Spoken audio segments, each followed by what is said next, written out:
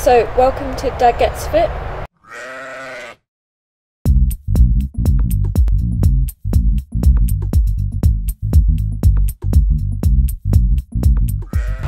So, it's week 5? 6. Week 6 of Dad Gets Fit. Well, it's the start of week 6, so... You're going into week 6. Yes. Yeah. I think we tell them that every time. Yeah, well, it's because we can't understand it, really. Do you get it now? So anyway, how did it go? Yeah, this week... Straight into the meat. Yeah, this week's been okay. Should we have a look at the weigh-in? Yeah.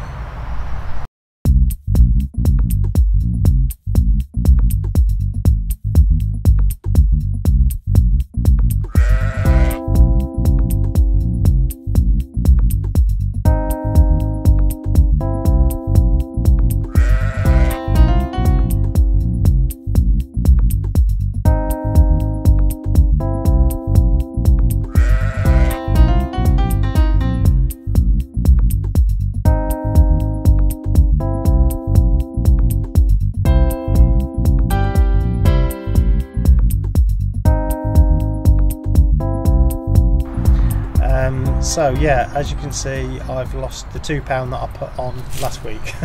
So I'm kind of back to where I was. But that's alright though, because it's still, like, the NHS website does say healthy weight loss is between 1 and 2. Well, obviously you don't have to, healthy weight loss could be less than 1, but, you know, progress-wise, 1 and 2 pounds. So that's still on the upper end of achieving. So that's alright. Yeah. Yeah, I'm okay with that. I feel quite good. Yeah. Yeah, I think that's the big thing to focus on. You said about you might not feel like you've lost loads of weight this week, but you feel better, like physically fitter. Yeah, I mean, my fitness levels are much better. I've been out my bike, well, 6 days out of the 7 last week, and altogether I've done about 115 miles. Yeah. So most evenings I've done a 20-mile bike ride, and I'm just finding that, you know, I won't say it's dead easy, but I'm not absolutely shattered when I get back. Yeah. And I'm really enjoying it, actually. It's lovely weather, of course, that makes it easier. You've come out with me a couple of times. Yeah, so I've done a couple of 20 miles with you, because obviously we're preparing for the Green Wheel as well. Yeah. Yesterday was pretty brutal because because I'm doing the 2-week shred for the Chloe Ting video that's coming out soon, and I'm in week 2. And I didn't even tell you, it was like one of the harder videos yesterday, because it was the full shebang. So I did a HIIT cardio session, which is high intensity interval training, and then I did ab specific isolation, leg specific isolation, and then arm specific isolation. And then we just hopped on the bikes for 2 hours of cycle, and it was quite hot as well. But I did keep up. You did, for the most part. Yeah. There was a bit of a hill that I wasn't prepared for. This is the thing with bikes, there's a technical element that I'm still getting better at. Because I tried, I've been in 3rd gear for much of my cycling. Yeah, so the bigger cog round the pedals, there's 3 gears there, isn't there? And you've been in the highest one, which and I is couldn't change very difficult to ride like that. Yeah. So if anything, more impressive. But anyway, since realising that I just need to sort of push them and hold them in for a bit and wait for it to clunk in. Yeah. So I've gotten used to that particular bike now. Yeah. So I thought I'd try 1st gear on that slope up to the bridleway, but then it was just too easy. Yeah, and I just sort of started sliding back a bit, so I was like, because there was not enough sort of force to get up. You need some force to get up. Yeah, you've got there's a technical element to cycling that you just get used to, don't you? Yeah, and, I kind of overestimated. I thought if I just drop really low, then it's going to be really easy, but in fact it was nightmarish, so I had if you're willing to go like 1 or 2 miles an hour, then that's fine, but your legs are going around like the clappers. That, and also like the sweating and just the speed. Oh, it was just, so I couldn't. I just ran up the hill. Anyway, it was in the main, it's very good, and we really enjoyed it. Peterborough's, as we've said before, a really great place to cycle. It's mainly flat, but yesterday was not. Well, one side of Peterborough starts to get a bit more rolling sort of countryside. So Rolling you go one hills, way yeah. and you're on the Fens, which is flat, but we're on the edge actually of more sort of rolling hills around Leicestershire and so on. So that's there's some fairly the Fens because that was hard. That was really, really hard. Yeah. It was delightful when we were back on the road though. However, Stamford I think is calling. So Stamford is 15 miles to get there. Dead. And then 15 back. 15 back. So that's a 30-mile bike ride. I think we should try that next week sometime. Do we have a break in the middle? Well, when we get to Stamford, we could get coffee or something and then come back if you want. Get takeaway coffee. Or just we could take some drinks Sandwiches. with us and just have a bit of a sit down for a while, and then come back. So yeah, we could do that. The other thing I wanted to mention is we did 10 miles an hour average, which if we can do that on the green wheel, then we'll get it done in under 5 hours. Yeah. And that included the stops. I didn't stop the clock. No. So we stopped a couple of times for a drink. I did have a sneaky weigh-in. If I'm honest, I'm sneakily weighing myself every day now, which I know you're not supposed to do, but I just like to know where I am. And I did get down to 13, whereas now I'm 14 stone dead. I don't think we said that, did we? So I need to say that. So I'm 14 stone dead now, according to the scales. So yeah, I did get down to below 14, but you do fluctuate a little bit, and our scales are a bit hard to kind of tell. Just water weight as well. Yeah. So yeah, I'm confident, going in the right direction. Cool. So we were going to talk about something. We are going to talk about something today called body positivity. Body positivity. You've not heard much about it, have you? No, I've obviously I had a couple of brief chats with you this week, so I now have some idea, cognizance of it. But tell us about it then. So body positivity is a bit of an amalgamation of things. So in the 1960s there was a movement called the fat acceptance movement, which was kind of like a fight against like Twiggy, and not Twiggy the herself model. But like the concept of the Twiggy model. Yes, because Twiggy's a person, but as a sellable commodity, an icon. So kind of a backlash against that, and it was mainly started by black and queer people in America. And it was to fight discrimination in public places like the workplace and doctors' offices. So there is an issue, at least in America, with, especially considering they pay for their healthcare out of pocket, that they will go in with an issue and then be told we'll just lose weight without looking into it. So like there's assumptions made based on weight entirely. So your entire health history is just like, or if you just lost weight, then this would no longer be an issue. Instead of delving into it, that's a claim made by the movement. I'm sure we could again, that's something we could look into more, but that's the claim by the sort of fat acceptance movement. And there is some statistics to show fat people getting rejected for jobs more commonly and not being unemployed more commonly, and so on. Because it is rather a discriminatory thing. You can discriminate against someone for being fat in a job application. It's not one of the protected characteristics. No. I mean, certainly not in the UK, because I know about that, but I'm guessing it's not in America because they have fewer protections. Yeah, so you cannot discriminate on the basis of race or religion or sexual orientation or gender or anything like that. But you can, or there's no rule against discriminating on the basis of your body size. Which is an interesting exception, really. Yeah, because for instance, like an office job, you could discriminate against them for being fat, but what bearing does that have on the job? But they could, and they could say it. They could get in trouble. They could just say we didn't want you because, or like you could be applying to be like a shop assistant, and they could be like, oh, you don't represent the brand because you're overweight. That's right. So this movement, the fat acceptance movement, was about getting rid of that, and helping people that are bigger not be discriminated against just for that. Then later on, you've got the body positive movement in those terms. So it was called the body positive as a sort of foundation was formed in 1996. So the year I was born is when it started. So I guess it gives you an idea. Like it feels like it's just sort of coming into consciousness, but this has actually been going on for quite a while. Yeah. And it was about the woman describes it as not to compare, letting go of judgment. So that's the point of. Say that again. Not to compare bodies and with each other, to not judge other bodies. Okay. So just, you know, this sort of visual focus on a person's body to be let go. This idea that, you know, and if you're not focusing on others, you're probably not focusing on yourself. Maybe you'll be a bit happier.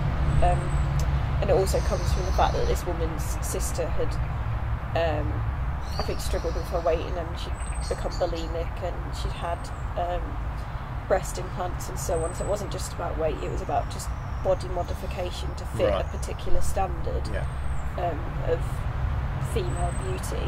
And she eventually died because of complicated, like the stuff in the breast had seeped into her blood and caused lupus. Oh, God. And she died. So that's why she created the body positive, because she had a daughter. Her sister had just died, and she was like, how can I raise my daughter to not feel those things that her sister had obviously felt, and that, you know, she'd felt, but not to the same extent, that led to that particular situation. Right. So that's kind of the background. I know that's quite a lot. It's that's quite really heavy, interesting. but it does give you it does make it more grounded and sort of less commercial buzzword. Yeah. And a bit more like, oh, okay, I can see why someone would dedicate their time to creating a movement and why that was necessary. Then we've got another sort of person that created a hashtag. So if you think about it in now terms with the social media and so on, they created a hashtag called Wear What We Want, where it was plus size people who had been shamed for wearing what they wanted, and they just started using this hashtag where they, you know, it's their clothes, things that traditionally would be for skinny people, but just saying, well, we're wearing what we want, it's hot, it's summer, I want to wear shorts. You know, often plus size people being told, well, you can't wear that because you need to basically put on a tent. Cover up.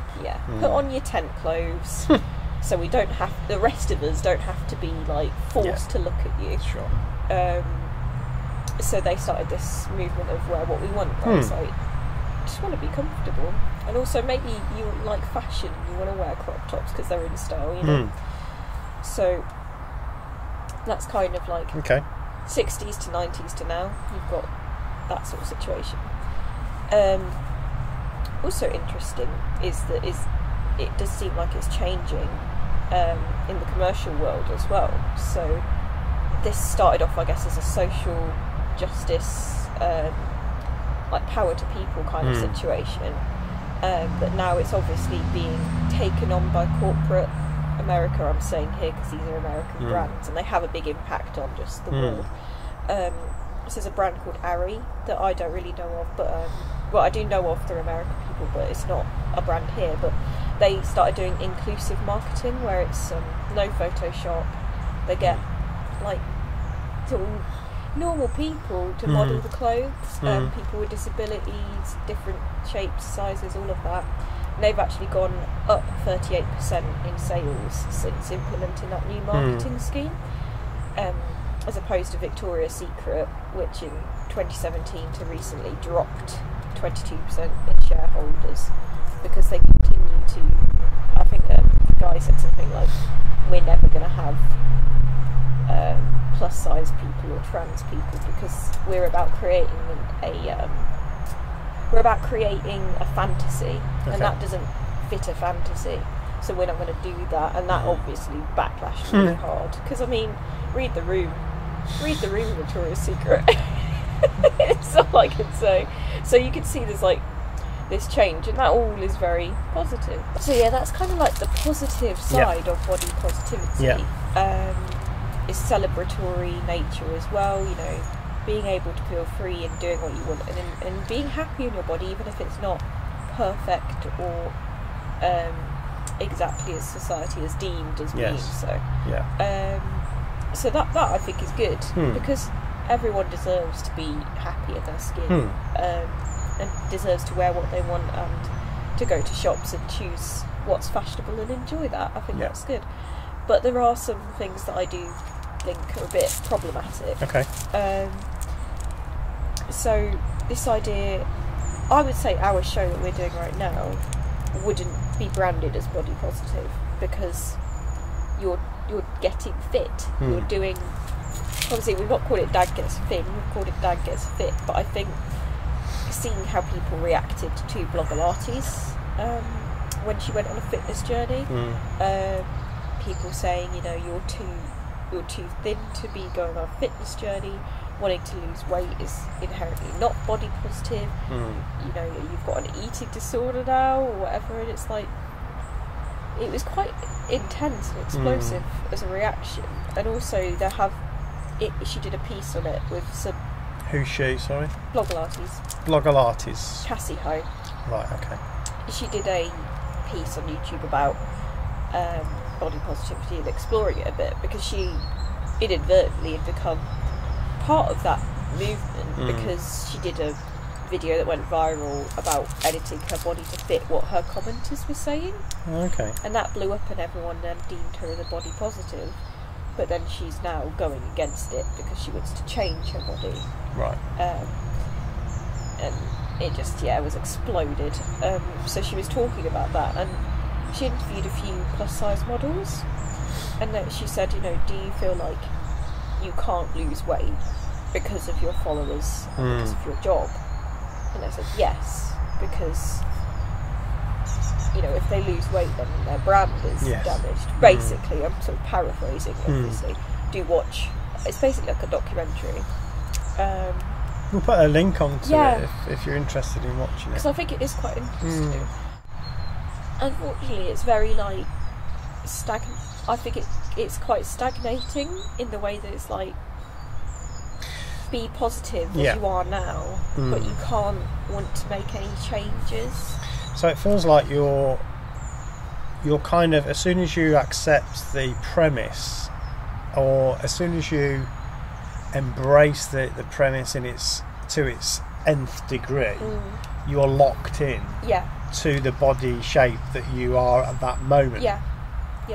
So I can see why that could be problematic, really. And I think it's sort of moved away as well from, so the body positive sort of 1996 foundation has said, you know, it's about loving the body you're in, and asking, why are you losing weight? If you know, is it going to help you? Is it for health? Is it just because like your auntie said, you know? And it's like whatever. So it's like, I think it's not necessarily the people that created it that have created this environment where it's like, you've got to stay here and be this. It's ran away with itself a little bit. Well, I think from a sort of social psychology perspective, all of these concepts are constantly being contested, and this is one, isn't it? So all of these social movements have a kind of central idea about something which almost can't be defined 100%, because it's constantly being contested about what it means. So what does it actually mean to be body positive? Yes, exactly. Well, it means this to me, and it means this to me, and it means this to me, and no one has sort of rights to decide exactly what it is. And so this is part of the pushing and pulling, isn't it? Because it's all contested. And it's like I think she says in her video, there's no dictionary description either. You can point to him like, Webster's dictionary. Well, there wouldn't be for that, would there? No. No. So it's like, it is just a sort of social term, I suppose. I'm going to take a bit of video of this dove that's just arrived. There he is, look. Magpie over there. Oh yeah. But They the are doves quite are very tame. Yeah, they don't It's mind. sat there looking at us, just making sure we're not moving. But yeah, I'm just going to have a drink now. I don't know if it's sure. Yeah, it's a bit worried. Yeah, and on the fence there you might be able to see the magpie, which Just is getting looking at ready us, to yeah. steal some of our chicken's food. The magpies are very smart. They watch, and they're also very skittish as soon as they know we're there. Well, it's because we tell them to leave, but it always goes there. So yeah, so you kind of ended up with this sort of weird situation as well, where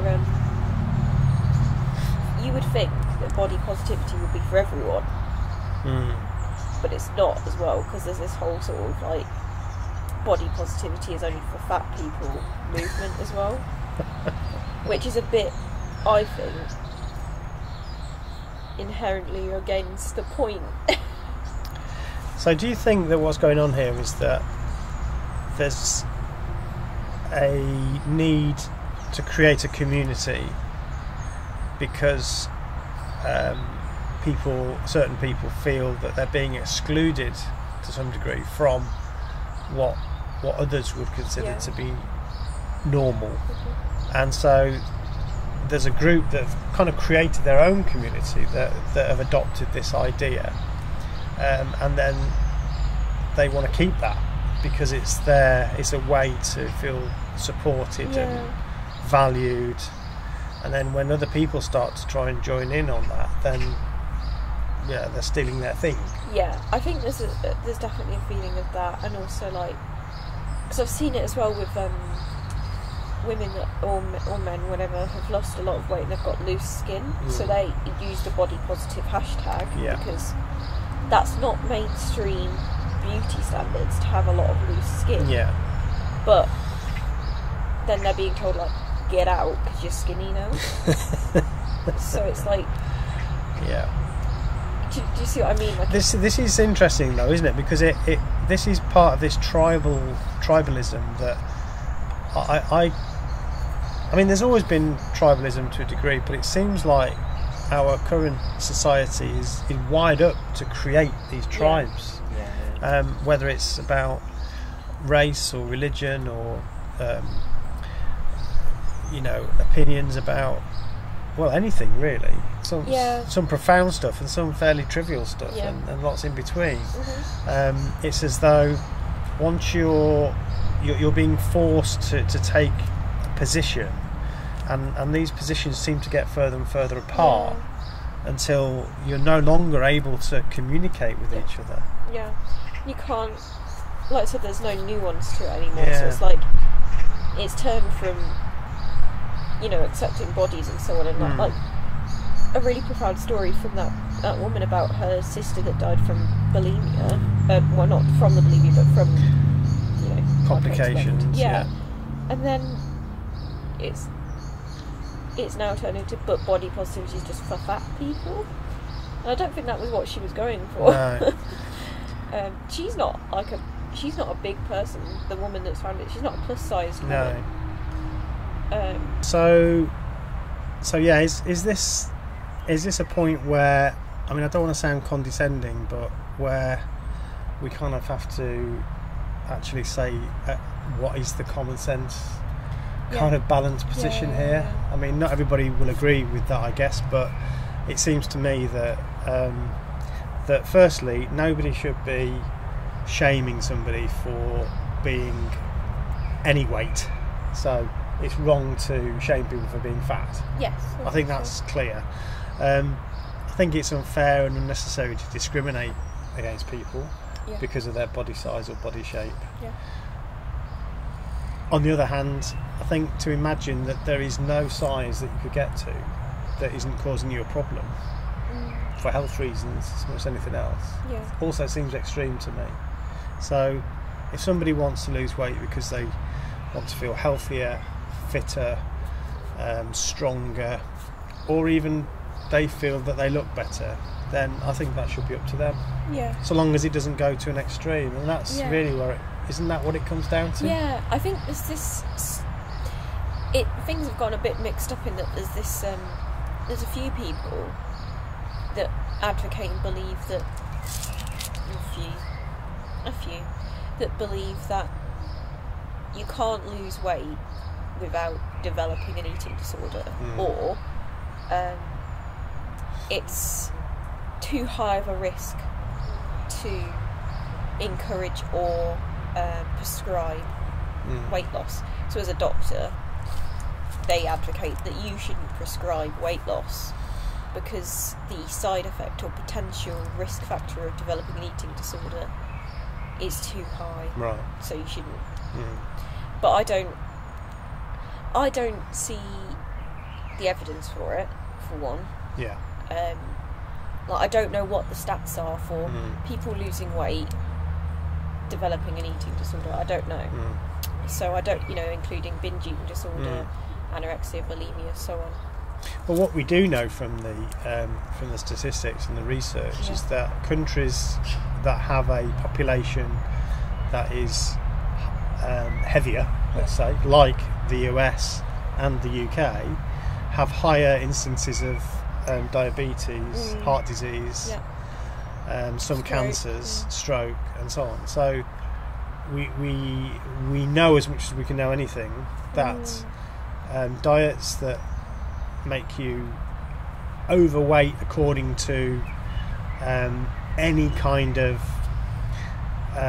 standard, if you like, that you can apply. I know there's many people that decry BMI, for instance, and there's always improvements you could make around standards and so on. But as I said, there has to be a point at which that is not healthy. Okay. So I guess just to finish off from everything we've kind of talked about, I think this quote from Kelly DeVos really encapsulates a lot of what we've said and where we kind of stand on this. She wrote a book, but she also did a think piece where this was mentioned. Okay. And it's you can love yourself and want to change yourself. And I think that's kind of where we come down on. Like I said, you should be happy in yourself. You have a right to love yourself, but also you have a right to want to change things, and that's okay. Yeah, because it's personal development, isn't it? Yeah, everyone has a right to change and not be called out for that. Absolutely. Cool. All right. Well, that was very interesting. Thank you very much. Yeah, I think that was interesting. Yeah. A bit dubious a few weeks ago about it, I think. I just didn't know what it meant. Yeah. So thank you very much for watching, and don't forget to subscribe. Of course, this now is on Celine's channel. Welcome. So subscribe to Celine's channel if you've only subscribed to the other one. So don't forget to subscribe, and see you next time. Bye. Bye. Maybe we